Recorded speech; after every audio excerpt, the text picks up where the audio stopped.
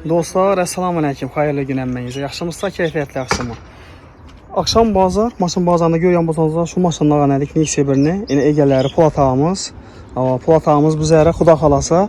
Hazır genelini dəvəni istəyəni həməsin doğulab gəldərə ilə. Yəni ortaqlar, həməsin doğulab gəldərə. Xuda xalasa egələri şanslı adam. Xazarısının maşını da var ya. Karan 2 nömrəyə. Bir anda Polatağımızın maşının nömrələrinə 818. Malik olsun. Nömrəni yakından alırız ha? Yakından alırlar. Ya bu da qazıya bizəni ki.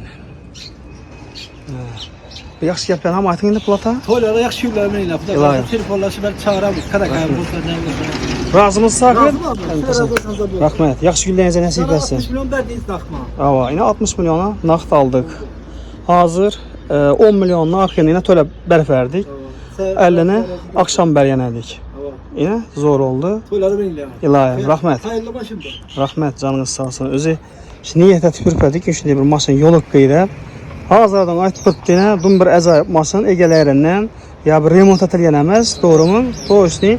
Zavaskoy. Ya akşam antifrizdən tazaladım. Şu alınğanla bana tazalanğan əməsə gene aldım.